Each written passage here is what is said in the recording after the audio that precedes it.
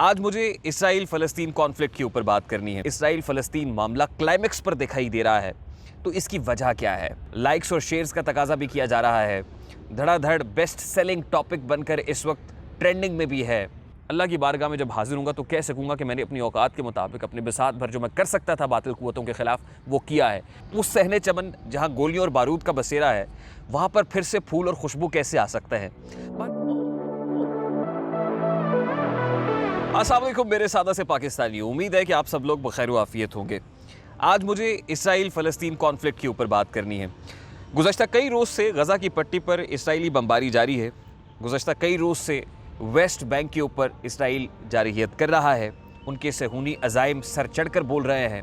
गुज़श्ता कई रोज़ से ईस्टर्न यरूशलेम के अंदर जो कुछ हो रहा है, जिस तरह बैतुल मक़दस का तक़द्दुस पायमाल किया जा रहा है, वो पूरी दुनिया देख रही है। मैंने देखा डिजिटल मीडिया के ऊपर वीडियोस बन रही हैं, लाइक्स और शेयर्स का तकाजा भी किया जा रहा है।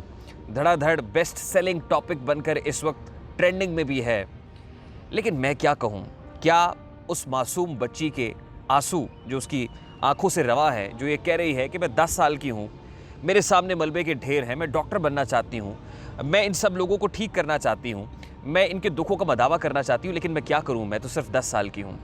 जब उस बच्ची के वो अल्फाज मेरे सामने आते हैं तो फिर मुझे समझ नहीं आती है कि मैं क्या कहूँ। उन लोगों की खुशियाँ वापस कैसे लौट सकती हैं? उस सहने चमन जहाँ गोलियों और बारूद का बसेरा है, वहाँ पर फिर से फूल और खुशबू कैसे आ सकता है? बारकैफ इस वक्त जहाँ उम्मत मुस्लिमा के पर्दा फ़िक्र पर दस्तक है, वहीं अक़वाम आलम अमन के ठेकेदारों, अमन के लंबरदारों की फ़िक्र पर दस्तक भी है। मेरा तो ख्याल है कि उम्मत मुस्लिमा के सरबराहान को इस वक्त चाहिए ये कि हकीमुल उम्मत शायर मशरिक़ अल्लामा इकबाल के वो 2 अशार कि अख़ुवत इसको कहते हैं, चुभे कांटा जो काबुल में तो हिंदुस्तान का हर पीरो जवां बेताब हो जाए, और फिर ये कि एक हूँ मुस्लिम हरम की पासबानी के लिए नील के साहिल से लेकर ताब खा के काशगर। ये कागज़ की कश्ती पर लिखिए और उस कागज़ की कश्ती को पानी में बहा दीजिए, क्योंकि महज इससे ज़्यादा ये अशार कुछ नहीं कर सकता इस वक्त। क्योंकि कौन आशिक़ खुदा की ज़ात का है, ज़ारा चक्कर माशियात का है। इस वक्त माशी चक्कर है। इस वक्त ऐसे गर्दाब में फंसे हुए हैं कि उम्मत मुस्लिमा शायद कुछ करना भी चाहे तो कर नहीं सकती, क्योंकि उसके पाँव में ऐसी बेड़ियाँ हैं। अब मामला ये है कि eight this point in time अगर इसराइल फ़लस्तीन मामला क्लाइमेक्स पर दिखाई दे रहा है, तो इसकी वजह क्या है? जज्बाती बातें तो बहुत सारी हो सकती हैं, but we have to look into the matter कि इस वक्त असल इशू क्या है। इस वक्त Benjamin Netanyahu Israeli prime minister, जिनका नाम मेरा ख्याल है कि सभी लोग जानते हैं, वो ऐसे मलून हैं कि एवरीबडी नोज़ हिम। इस वक्त बेंजामिन नेतन्याहू के लिए अपनी हुकूमत बचाना मसला बना हुआ है। गुज़श्ता 2 सालों में इसराइल के अंदर 4 बार इलेक्शंस हो चुके हैं। 4 बार इलेक्शंस हो चुके हैं। इतनी अनसर्टेनिटी है, इतनी गैर यकीनियत, इतना अनप्रडिक्टेबल एनवायरनमेंट है बेंजामिन नेतन्याहू के लिए। तो इस वक्त नेतन्याहू जो कुछ कर रहा है, वो अपनी कुर्सी बचाने के लिए कर रहा है। 2 साल में 4 बार इलेक्शंस। अब बेंजामिन नेतन्याहू के साथ ये सिचुएशन आई क्यों है? इसके लिए आपको थोड़ा सा पर्सपेक्टिव देखना पड़ेगा कि वो क्या मुज़मिरात है जो नेतन्याहू की कुर्सी के दर पे है। इस वक्त लोग नेतन्याहू को गालियां क्यों निकाल रहा है? इस वक्त इसराइली अवाम नेतन्याहू के अगेंस्ट क्यों हो गई है? 3 फैक्टर्स जिसको लेकर नेतन्याहू ये इंतखाबात 2021 कंटेस्ट कर रहे हैं। नंबर 1 वो ये कहते हैं कि तेज़ रफ्तार वैक्सीनेशन अगर किसी ने की है तो वो इसराइल है, और उसका सेहरा नेतन्याहू के सर जाता है, और ये बेस्ट सेलिंग एक आइटम है जिसको वो इलेक्शंस के अंदर सेल कर रहा है। नंबर 2 वो ये कहते हैं कि ईरान और फ़लस्तीन के साथ जो इसराइल कर रहा है, जो उनका एक पॉलिसी स्टेटमेंट भी है बेंजामिन नेतन्याहू का और उनकी सरकार का और पूरी सहूनी ताकतों का, ईरान के दर पे है, फ़लस्तीन के दर पे है, और जब जब ये नारा लगाते हैं एंटी फ़लस्तीन एंटी ईरान, तो वो बिकता है। नंबर 3 वो ये कहते हैं कि पूरी दुनिया के अंदर, ख़ास तौर पे गल्फ़ के अंदर इसराइल जिस तरह से पेनिट्रेट कर रहा है, यूएई का इसराइल को तस्लीम करना, बहरीन का इसराइल को तस्लीम करना, this is the biggest victory जो नेतन्याहू और उनकी हुकूमत क्लेम करती है। ये वो 3 एलिमेंट्स हैं जिस पर पूरी के पूरे इलेक्शन कैंपेन बनाई गई है, खड़ी की गई है। जो बहुत बड़ा इशू जिसकी वजह से लोग नेतन्याहू को इस वक्त नापसंद कर रहे हैं, वो उनकी करप्शन की दास्तानें हैं, उनकी रिश्वत सदानी की दास्तानें हैं, उनकी बहुत सारे ऐसे काम हैं जो उनकी अपनी जमात क्लेम नहीं करती। जो उनकी अपनी जमात है लिक्विड, लेबर पार्टी है वहाँ की, आपको पता है वहाँ पर पार्लियामेंट्री डेमोक्रेसी है। लिक्विड अपने आप को जो है वो मुक्तदरा की जमात क्लेम नहीं करती है, वो कॉमनर की जमात क्लेम करती है। लेकिन बेंजामिन नेतन्याहू जो गुज़श्ता 12 साल से वहाँ पर कुर्सी पर बराजमान है, कुर्सी वजारत के ऊपर, उनकी तरफ से रिश्वत सतानी आम हो चुकी है, करप्शन का बाजार उन्होंने गर्म किया हुआ है, नेपोटिज्म का बाजार वहाँ पर गर्म है। तकरीबन $300,000 $300,000 के गिफ्ट्स हैं जो उन्होंने मुख्तलिफ बिजनेस कम्युनिटी की तरफ से रिसीव किए हैं गुज़श्ता कुछ सालों के अंदर। और obviously it's never a free lunch. जब आप $300,000 की खतीर रकम किसी से लेंगे तो उसके बदले में कुछ देंगे भी। ऑब्वियसली उनके इंटरेस्ट को आप टो करेंगे और उनके मफादात पर काम भी करेंगे। उसके बाद जनाब नेतन्याहू ने अपनी कैंपेन बनाने के लिए, अपने आप को बेहतर दिखाने के लिए बहुत सारे मीडिया हाउसेस को ख़रीदा। ऑब्वियसली जब आप मीडिया हाउसेस को ख़रीदते हैं तो अरबहा डॉलर्स देते हैं, अरबों रुपया उन पर लगा देते हैं, इन्वेस्ट करते हैं ताकि वो आपके लिए बेहतर इमेज ब्रांडिंग कर सकें, आपको बेहतर इमेज आपका जो है वो पब्लिक के सामने पोर्ट्रे कर सके। Everybody knows it. इस वक्त नेतन्याहू के लिए इंतखाबात 2021 जीतना और अपनी कुर्सी वजारत का दिफा करना इसलिए ज़रूरी है कि वो करप्शन चार्जेस जो उनके ऊपर हैं, अगर उनकी हुकूमत चली जाती है तो नेतन्याहू जो है वो बिहाइंड द बार्स होंगे, उनको ये सब भुगतना पड़ेगा। तो इस वक्त नेतन्याहू जो है वो एड़ी चोटी का जोर लगा रहे हैं। But at this point in time आपको ये समझने की ज़रूरत है कि इसराइल में इंतखाबात होते कैसे हैं, जीतने के लिए कितनी नशिस्तें दरकार होती हैं। किनेसेट जो लेजिस्लेचर है इसराइल की, जिसमें टोटल 120 सीट्स है, फॉर एग्जांपल जैसे हमारी नेशनल असेंबली है, अगर 342 सीट्स वहाँ है हमारी मुकन्नना के अंदर, हमारे लेजिस्लेचर पार्लियामान के अंदर, तो इसी तरह इसराइल की जो पार्लियामान है या मुकन्नना है उसको किनेसेट बोलते हैं। और किनेसेट के अंदर 120 का ऐवान है। 120 के ऐवान में आपको हुकूमत बनाने के लिए, किसी भी जमात को हुकूमत बनाने के लिए 61 की तादाद चाहिए, 61 नशिस्तें चाहिए।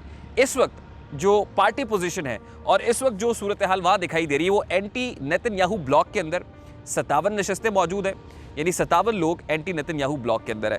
52 जो है वो प्रो नेतन्याहू है और 11 ऐसे हैं कि जो अभी डिसाइड नहीं कर पाए कि वो किस तरफ अपना वोट कास्ट करेंगे, वो एंटी नेतन्याहू ब्लॉक के अंदर करेंगे या प्रो नेतन्याहू ब्लॉक के अंदर करेंगे।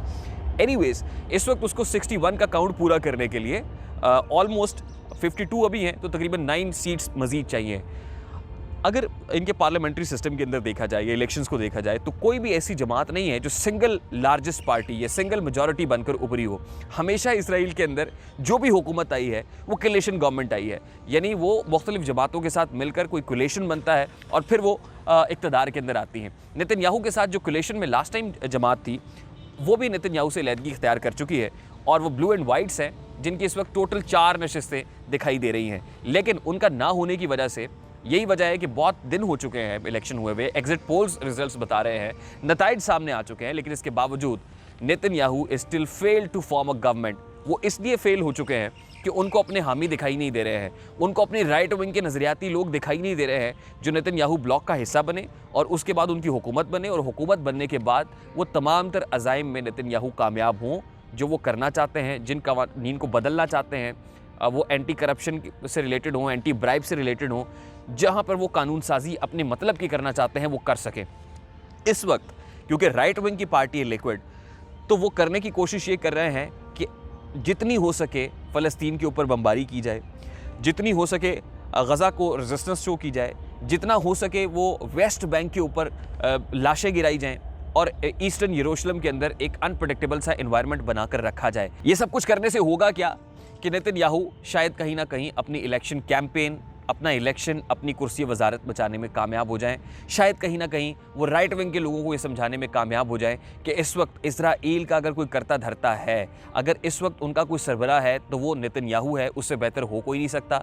और वो एक ऐसा ऑरा क्रिएट करने की कोशिश कर रहे हैं कि अगर अमेरिका के साथ किसी ने कोई अच्छे रिलेशनशिप्स बनाए तो वो नेतन्याहू है, ट्रंप के साथ बेहतर ताल्लुकात बनाए, बाइडन के साथ बेहतर ताल्लुकात है, नेतन्याहू बना सकता है। फिर वो बताने की कोशिश कर रहे हैं कि गल्फ स्टेट्स के साथ अगर ताल्लुकात मुस्तहकम है, बेहतर हैं, लोग उनको एक्सेप्ट कर रहे हैं, तो दैट इज़ नेतन्याहू। और नेतन्याहू अल्टीमेट लीडर होंगे जो कि इसराइल को एज ए स्टेट जो है और ईस्टर्न यरूशलेम को उनका कैपिटल डिक्लेयर कराने के लिए सबसे बेहतर कैंडिडेट साबित हो सकेंगे। ऑल्दो बहुत सारी रेजिस्टेंस है, राइट विंग के अपने लोग ही उनको नापसंद कर रहे हैं, लेकिन eight this point in time जो क्लाइमेक्स आपको दिखाई दे रहा है इसराइल और फ़लस्तीन के माबैन, उसमें सिर्फ और सिर्फ नेतन्याहू की कुर्सी है। As far as Netanyahu is concern तो उसको बैकिंग हासिल है अमेरिका बहादुर की, उसको बैकिंग हासिल है सो कॉल्ड मुस्लिम उम्मा की, जो ये क्लेम करते हैं कि वो करता धरता है। मुझे ये कहने में कोई यार नहीं है कि वो बेशक MBS हो, बेशक यूनाइटेड अरब एमिरेट्स हो, मुत्तहिदा अरब अमारात हो, वो ठेकेदार हो मुस्लिम उम्मा के, वो बेशक इजिप्ट हो, वो बेशक सीरिया हो, ऑल्दो उनके स्टेक्स भी हैं, वो भी बॉर्डर लाइन पे खड़े हुए हैं, लेकिन इस वक्त जो बड़ा स्टेक होल्डर है वो अमेरिका है।